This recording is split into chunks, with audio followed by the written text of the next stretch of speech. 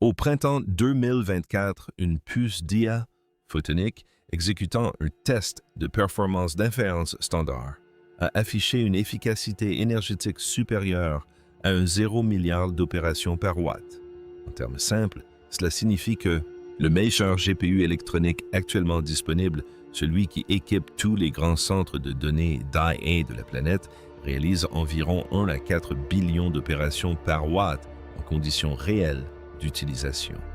Vous avez bien lu, cette puce n'était pas 10% plus efficace, elle n'était pas 2 fois plus efficace, elle fonctionnait dans une toute autre catégorie de physique. Et le chiffre du rendement ne révèle même pas la vérité. La vérité, c'est ce qu'il advient de la chaleur. Et si cette question vous taraude, déjà n'hésitez pas à liker et à vous abonner. Car à la fin de cette vidéo, vous comprendrez précisément pourquoi le plafond thermique sur lequel repose chaque feuille de route de conception de puces d'IA n'est pas une loi physique, mais la conséquence de l'utilisation de matériaux inadaptés. Chaque puce informatique au monde fonctionne selon le même principe de base. On applique une tension. Un transistor commute. Un calcul est effectué et une petite quantité d'énergie est dissipée sous forme de chaleur. À l'échelle d'un seul transistor, cette chaleur est incommensurable. À l'échelle d'un accélérateur et moderne qui contient plus de 20 milliards de transistors commutant des milliards de fois par seconde. Elle représente la principale contrainte technique pour l'ensemble du secteur. Voici le détail qui permet de comprendre l'importance de ce phénomène. La chaleur produite par une puce d'IA émet un effet secondaire d'une mauvaise conception. C'est une conséquence mathématique directe du déplacement des électrons à travers un matériau résistif. Chaque transistor dissipe une fraction de son énergie de commutation sous forme de chaleur. En miniaturisant le transistor, on peut en intégrer davantage sur la même puce. Un plus grand nombre de transistors commutant à la même fréquence génère plus de chaleur par pouce carré.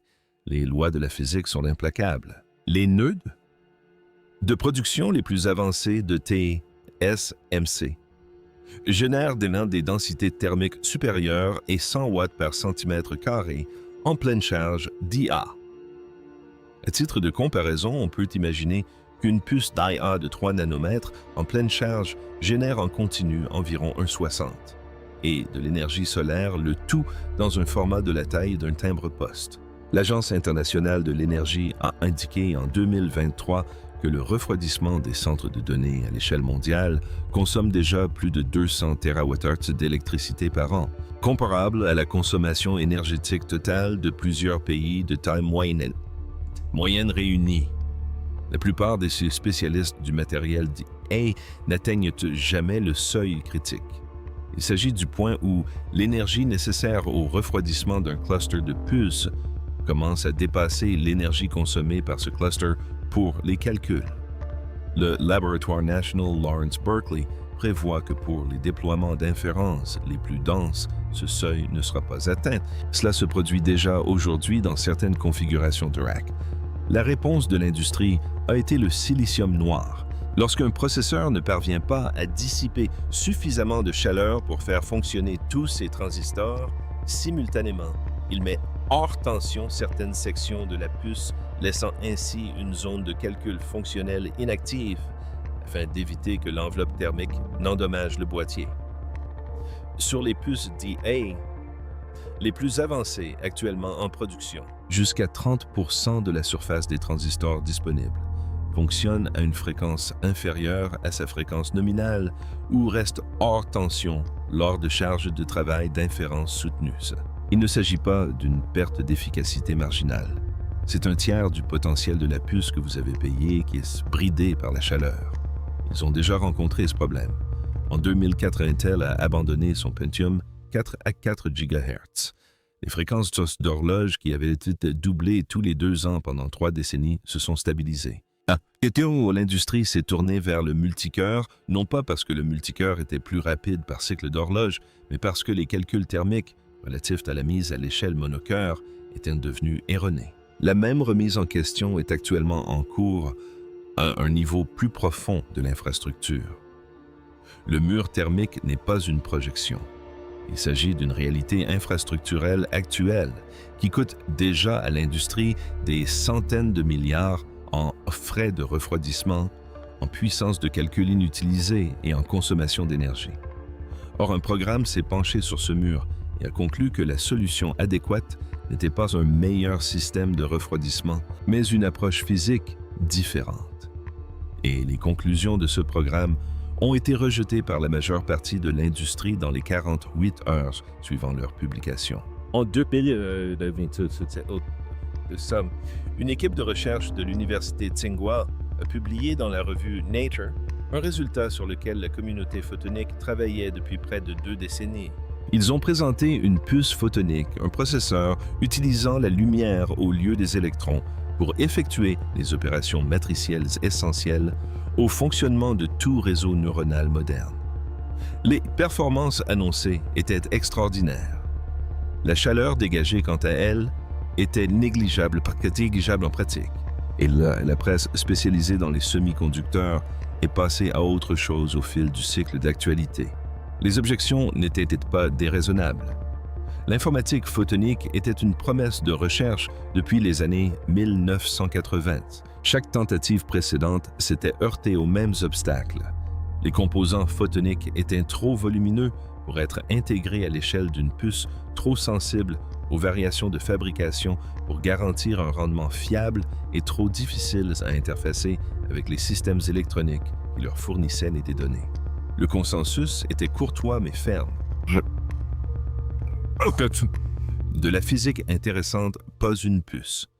Voici ce que la plupart des gens comprennent mal concernant ce rejet, et c'est les objections décrivaient correctement les architectures photoniques précédentes. Elles ne décrivaient peut-être pas correctement ce que l'équipe de Tsinghua avait réellement construit. Ce que l'équipe a présenté n'était pas un processeur photonique autonome destiné à remplacer entièrement la logique électronique. Il s'agissait d'une architecture hybride, une couche de calcul photonique intégrée directement sur un substrat compatible CMOS conçu dès le départ pour fonctionner avec les composants électroniques existants plutôt que de les remplacer. La couche photonique gérait la multiplication matricielle. La couche électronique s'occupait du reste. Le procédé de fabrication était compatible avec l'infrastructure de production de semi-conducteurs existante. Ce licenciement s'inscrivait dans une longue tradition. En 1950, les ingénieurs travaillant sur les ordinateurs à tubes électroniques examinèrent les premiers transistors à semi-conducteurs et constatèrent à ce juste titre leur fragilité, l'irrégularité de leur puissance et leur faible densité de performance, bien loin des tubes qu'ils étaient censés remplacer. La production, affirmait-il, n'était pas encore au point. On connaît la suite. Le résultat obtenu à Tsinghua a en réalité démontré pour la première fois qu'une couche de calcul photonique était intégrée à une architecture industrialisable. Non pas un banc d'essais de recherche, ni un banc d'essais de fibres optiques, mais un dispositif à l'échelle d'une puce construit selon des procédés réalisables par les usines de fabrication existantes. La Société de photonique de l'IEE a salué cet article comme une avancée majeure dans le domaine de la fabrication. La plupart des articles sur les technologies de grand public ont complètement ignoré cette distinction, mais les sceptiques n'avaient pas totalement tort. Les photons présentent un problème que les électrons n'ont pas et que les travaux de Tsinghua n'avaient pas encore permis de résoudre.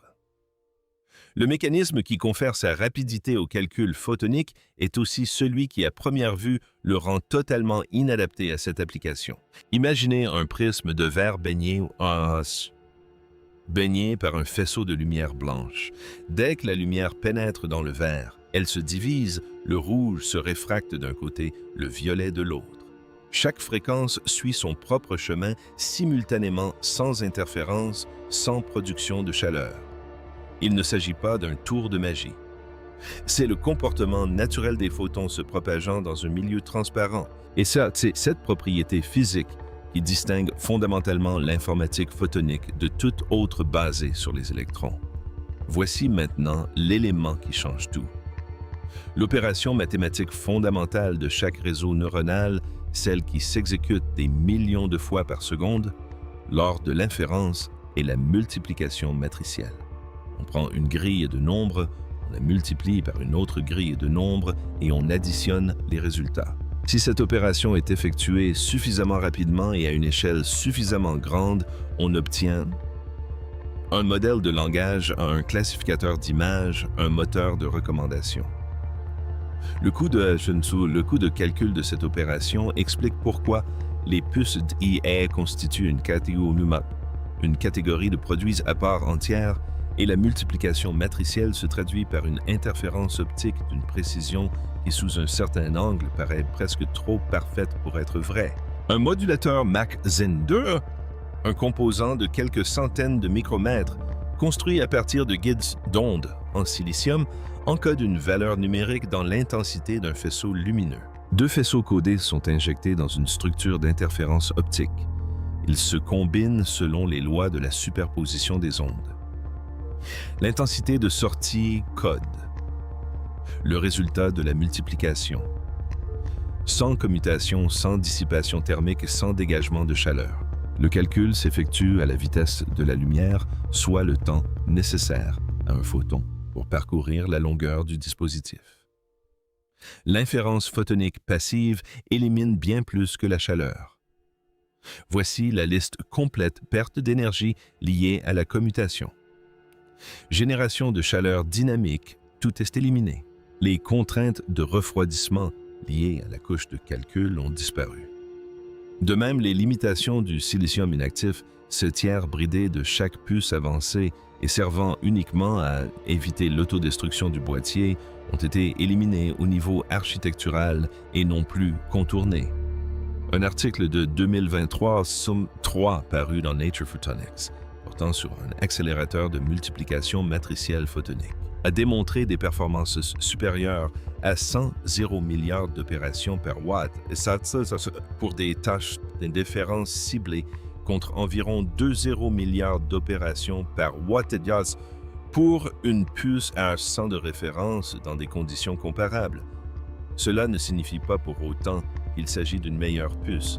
C'est une physique différente, mais la couche de calcul photonique ne gère que la multiplication. Elle a toujours besoin de données et de résultats en retour. C'est à cette interface entre le cœur photonique et la mémoire électronique qui l'alimente que l'architecture a failli s'effondrer. Imaginez remplir une lance à incendie à partir d'un robinet de jardin. La lance peut débiter des milliers de litres par minute, le robinet lui en débite à peine 5. Le goulot d'étranglement ne vient pas de la lance, mais de tout ce qui se trouve en amont. Voilà en termes physiques simples le problème d'interface du calcul d'IA photonique. Une unité de multiplication matricielle photonique fonctionne à des vitesses que la diagramme moderne ne peut égaler. Le plafond de la bande passante mémoire. L'écart entre la vitesse de calcul d'un processeur et la vitesse à laquelle la mémoire peut lui fournir des données constitue déjà le principal facteur limitant les performances des puces IA électroniques. Pour un cœur photonique fonctionnant à son débit natif, l'écart n'est pas plus petit, il est plus grand d'un ordre de grandeur. Voici le hic. Vous pouvez construire une puce capable de calculer plus vite que n'importe quel appareil électronique de l'histoire.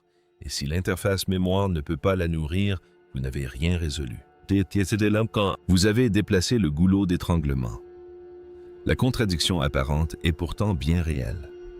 Une puce d'inférence photonique dont les performances en opération par watt sont 200 fois supérieures à celles des GPU électroniques, mais qui s'interrompent en attendant des données, fournit un rendement utile par seconde inférieur à celui de la puce qu'elle était censée remplacer.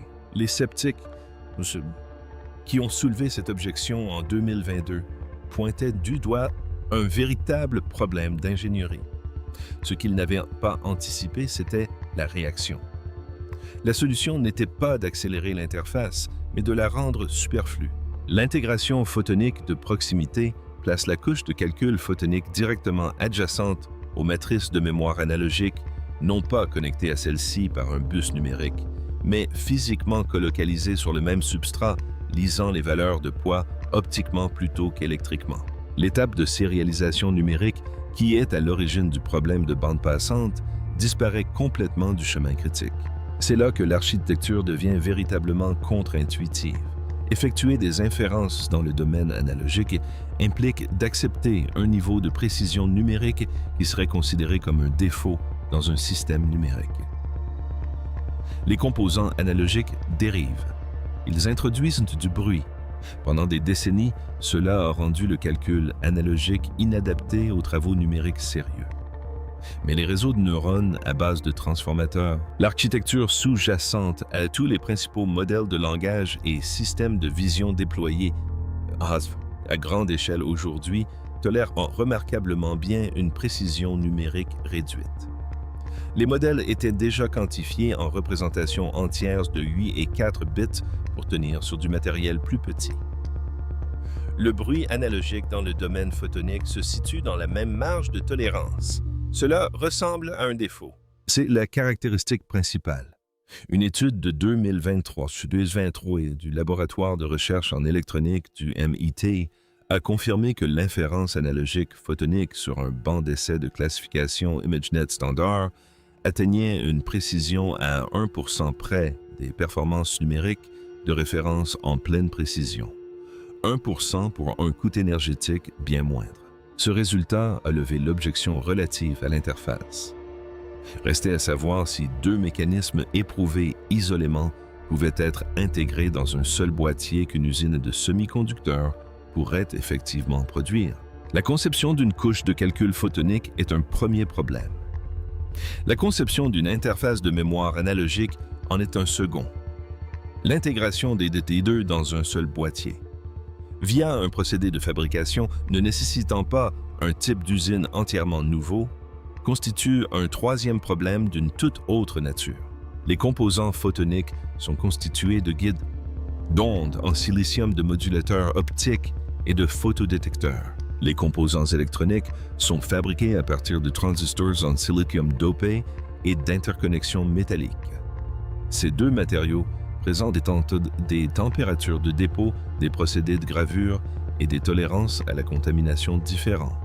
Leur fabrication sur un même substrat dans une même usine et selon un même processus de production constitue un problème d'intégration qui, historiquement, a nécessité une décennie de développement avant d'obtenir un résultat suffisamment fiable pour la commercialisation. Voici qui rend cela véritablement extraordinaire. Le procédé de photonique sur silicium, l'approche de fabrication spécifique qui place des guides d'ondes optiques directement sur un substrat CMOS,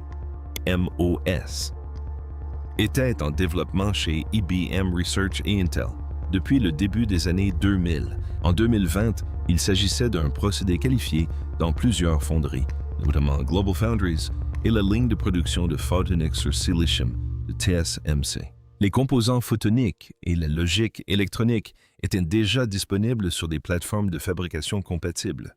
Ce que l'architecture et les programmes commerciaux ultérieurs comme la puce Passage to Light Matter ont exploité ne constituait pas une avancée majeure en matière de fabrication. Il s'agissait de la maturation d'un système existant. On peut le fabriquer sur les mêmes usines type Cedugent qui produisent en BS toutes les autres puces du monde. Cette phrase mérite d'être relue attentivement. Le défi d'intégration restant était le calibrage. Les composants photoniques sont sensibles à la température, contrairement aux transistors électroniques. Un guide d'onde était conçu pour acheminer la lumière à une certaine longueur d'onde à 20 degrés Celsius la déviera différemment à 30 degrés Celsius. Dans un environnement de centre de données où les températures des racks fluctuent continuellement, dégrade la précision des calculs en temps réel. La solution consiste en une couche d'étalonnage assistée par AI. Il s'agit d'un contrôleur électronique léger qui surveille la sortie optique de chaque modulateur et applique des micro-corrections en continu. Le fonctionnement d'un casque anti-bruit qui échantillonne le son ambiant génère une forme d'onde d'annulation plus rapidement que votre oreille ne peut détecter l'interférence. Le cœur photonique ne dérive jamais hors de sa plage de précision car le système d'étalonnage le surveille en permanence. Ce qui est rarement divulgué publiquement, c'est ce que cette couche d'étalonnage a révélé. Lors de tests approfondis, les signaux de correction générés n'étaient pas un bruit thermique aléatoire, mais suivaient au schéma prévisible lié au type de charge de travail. Autrement dit, le système d'étalonnage a pu être pré-entraîné sur des tâches d'inférence courantes, réduisant ainsi sa propre charge de calcul de plus de 60% par rapport à un contrôleur temps réel générique. L'architecture de passage Light Matters, évaluée par rapport à une base de référence H100 dans un benchmark indépendant de 2023 publié dans le cadre du Hot Chip Symposium, a affiché un chiffre d'efficacité énergétique au niveau du système plus de 100 fois supérieur à la base de référence électronique sur les charges de travail d'inférence de transformateurs. Le laboratoire a effectué le test une seconde fois avant de publier les résultats. Le résultat s'est confirmé. Voici donc la situation réelle. Les puces CSDA Photonics ne sont pas encore prêtes à remplacer les GPU électroniques pour toutes les charges de travail. Leur architecture est optimisée pour l'inférence, c'est-à-dire l'exécution d'un modèle entraîné pour générer des résultats. Elle n'est pas optimisée pour l'entraînement qui requiert des calculs de gradients de haute précision que le domaine photonique analogique ne gère pas actuellement avec une exactitude suffisante. L'écart de performance d'entraînement entre une puce photonique et un H-Kentel est réel et aucun chercheur crédible du domaine ne prétend le contraire. Le rendement de production en grande série n'a pas été vérifié indépendamment à l'échelle de production de TSMC pour les puces électroniques de pointe. La chaîne d'approvisionnement en composants photoniques, modulateur optique, photodétecteur, réseau de guides d'ondes intégrés à l'échelle de la puce n'est pas encore suffisamment développé pour une production annuelle de 100 millions d'unités. Et la pile logicielle. L'infrastructure de compilation. L'écosystème de pilotes et les outils d'optimisation de modèles nécessaires à l'exécution des frameworks DAA existants sur du matériel photonique accusent un retard de plusieurs années par rapport à leurs équivalents électroniques. Ce sont des contraintes bien réelles. Il est essentiel de les exprimer clairement car elles sont cruciales pour quiconque prend des décisions d'infrastructure basées sur cette technologie. Voici ce que révélé le test Hot Chips Benchmark le puce Light Matters Passage, exécutant des charges de travail d'inférence de transformateurs lors d'une évaluation indépendante, a affiché une efficacité système supérieure à 100 milliards d'opérations par watt. Lors de la même évaluation, le processeur H100 de référence a enregistré environ 2,0 milliards d'opérations par watt. Cela représente un gain de plus de 50 fois au niveau système en tenant compte de l'interface électronique JEPITO, des coûts d'étalonnage et du sous-système mémoire, et non pas seulement du cœur de calcul photonique, 50 fois. Vous avez bien entendu. Imaginez cela dans un centre de données. Un cluster d'inférence a de 100 racks utilisant des H. Cent consomme environ 8 MW, 4 MW pour le calcul et 4 MW pour le refroidissement. Avec un débit d'inférence équivalent sur une architecture photonique et une efficacité.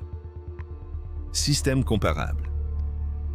La consommation totale serait inférieure à 2 MW. La consommation liée au refroidissement étant quasiment nulle pour la couche de calcul.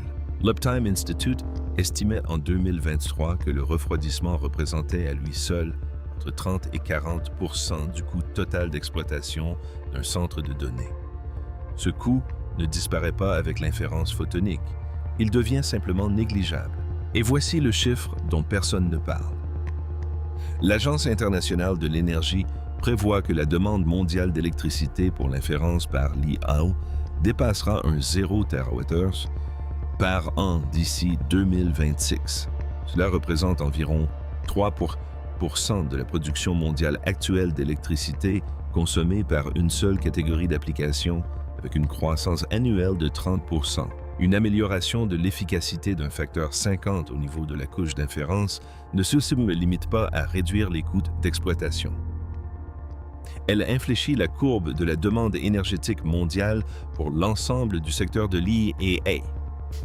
Il ne s'agit pas d'une simple amélioration de la puce, mais d'un changement radical du coût mondial de la construction d'infrastructures d'IA. Si ce chiffre vous a surpris, la suite risque d'être encore plus incroyable.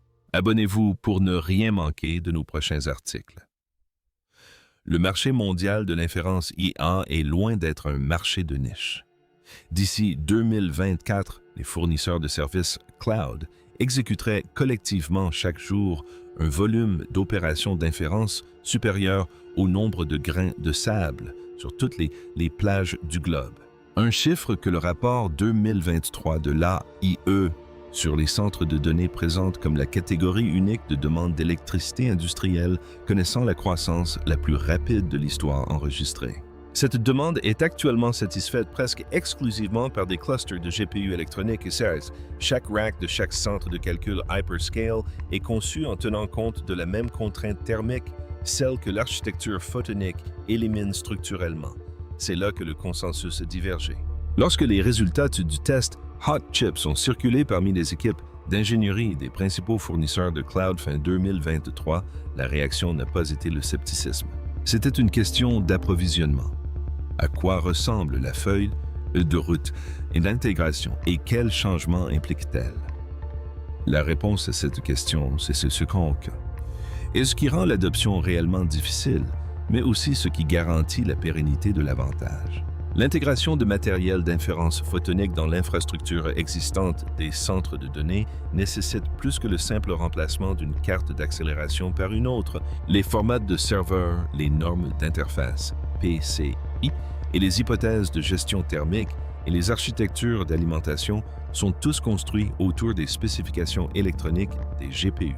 Un accélérateur photonique qui élimine le refroidissement actif de sa couche de calcul reste installé dans une baie conçue en partant du principe que tous ses composants génèrent une chaleur importante.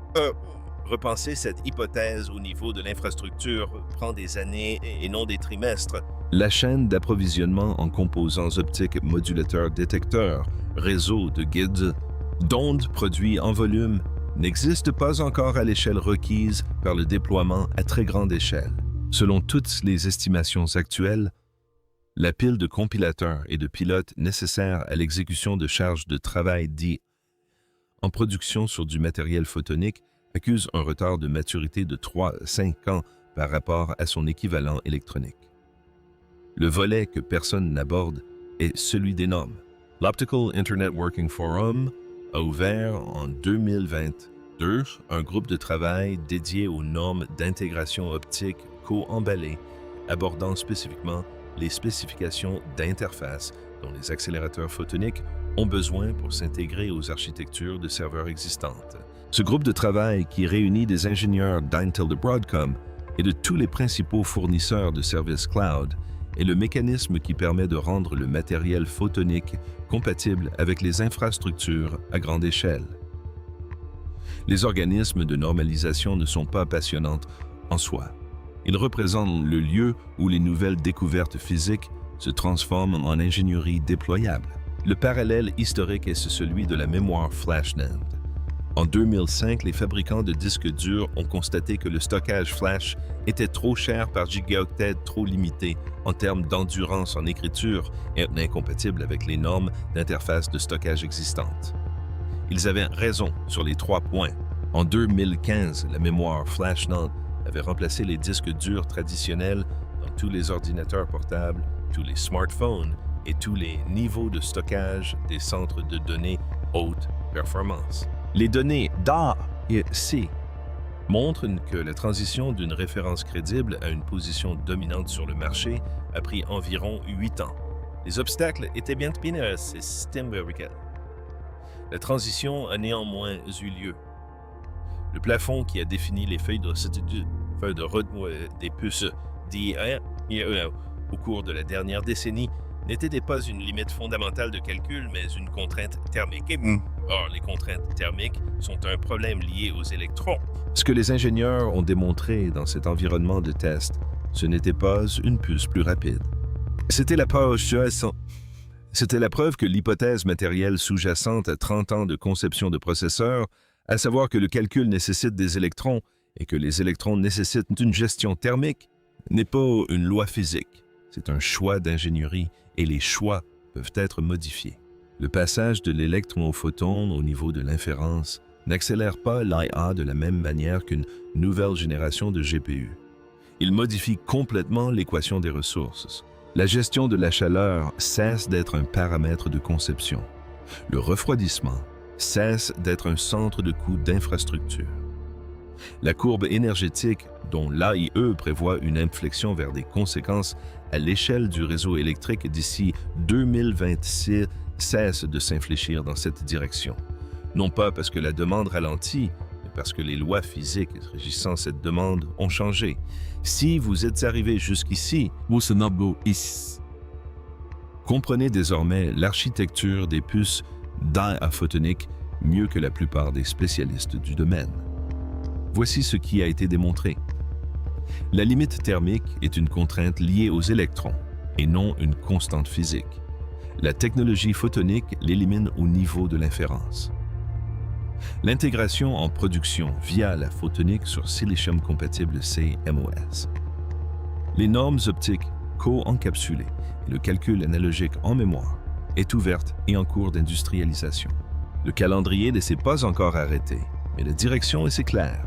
Et voici le point essentiel: chaque grand projet d'infrastructure d'IA actuellement en cours était conçu autour d'un problème de chaleur qu'une alternative crédible a déjà résolu en laboratoire. Des centaines de milliards de dollars sont investis aujourd'hui dans la construction de centres de données, les systèmes de refroidissement et les infrastructures de distribution d'énergie, en partant du principe que les électrons sont le seul support de calcul viable. Cette hypothèse est discrètement remise en question au sein même des institutions de recherche qui l'ont élaborée. Les ingénieurs travaillant sur l'intégration photonique ne conçoivent pas une version améliorée du système existant. Ils sont en train de concevoir son remplaçant, une qualification de procédé de fabrication à la fois.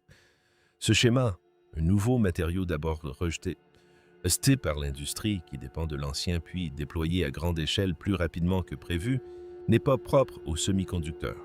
Et si l'idée d'une substitution de matériaux bouleversant toute une industrie vous intéresse, la vidéo suivante est exactement ce qu'il vous faut. Nous y expliquons comment une avancée majeure dans la fabrication du verre à $1 rend le silicium obsolète en tant que matériau de substrat. L'ingénierie sous-jacente repose sur la même logique que celle que vous venez d'apprendre en 20 minutes. Cette vidéo vaut vraiment le détour.